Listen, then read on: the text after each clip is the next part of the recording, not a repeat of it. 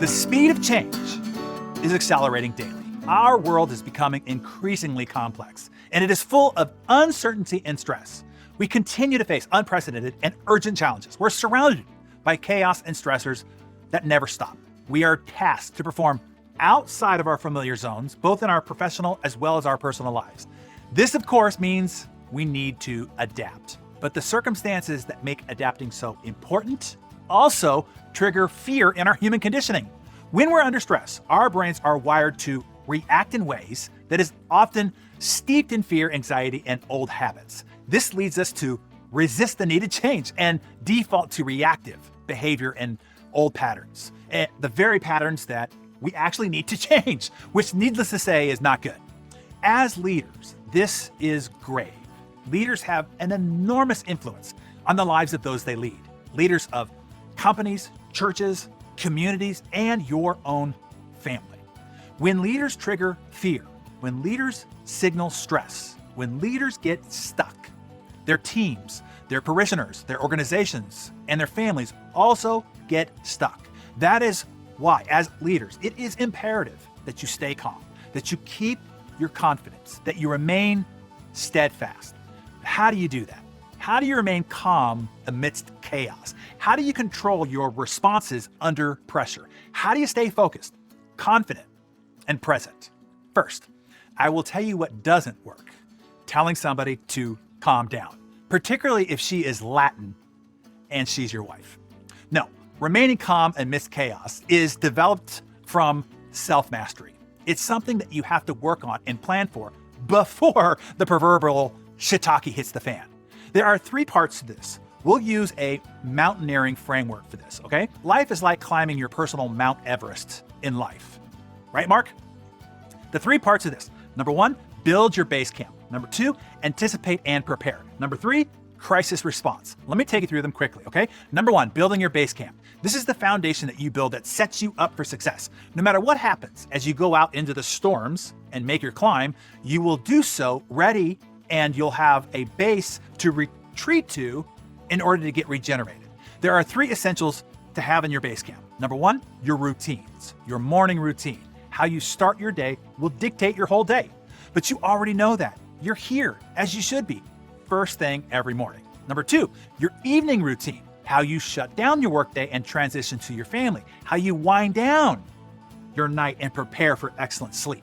And number 3, your midday routines. How you reset and refocus yourself throughout the day. Stretch breaks, clearing your mental calculator, deep breaths to recalibrate. And B, your DMO, your daily method of operation. Do you have a personal operating system? One that has you operating in a state of high performance? If not, get yourself into insane productivity. We'll teach you one in there. And then C, recover. Recovery is essential for sane high productivity. It's not about time off. It's about revitalizing, regenerating, and refueling for your time on. When you are tired, you are more vulnerable to stress reactions, derailing this entire operation. Okay, that's your base camp. Now number 2, anticipate and prepare. Once you have that base camp solid, now you want to anticipate and prepare for all that might go wrong when you're out from that protective custody of your base camp and you're trying to scale your mountain of success. You want to identify your triggers, those things that trigger an adverse stress reaction in you. It could be a who, a what, or a when. Who typically triggers you? What typically triggers you?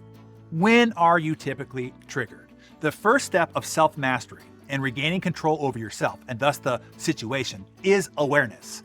In moments of high stress, where have you not exhibited the calm that you desire and everybody around you needs from you?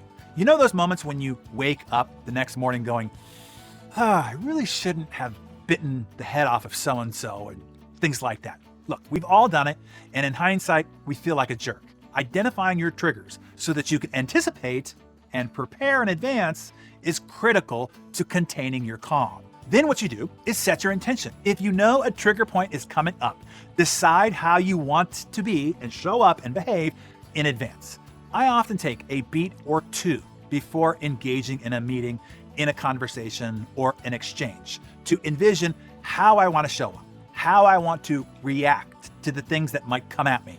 This intention setting completely changes how I'm able to act and react when otherwise I might have been subject to my primordial lizard brain fight or flight response system, which is never good in dealing with my team, my family, or my neighbors. So you have your base camp secure, you have anticipated and prepared for those sticky trigger spots.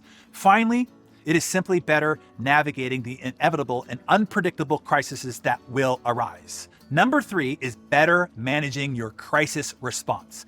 Here's all I can tell you here. Train yourself to take a beat. Don't react. Don't respond. Not right away, at least. If in a discussion and you can feel your trigger being tickled, just say, I'll have to think about that, and change topics. Or I'll say, hey, let's just pin this discussion for now. We'll come back to it later. If it's over email, text, or otherwise, just do not respond in the moment. Do these 3 things. Number 1, breathe. Take a few deep breaths. Number 2, leave. Leave it for a while later.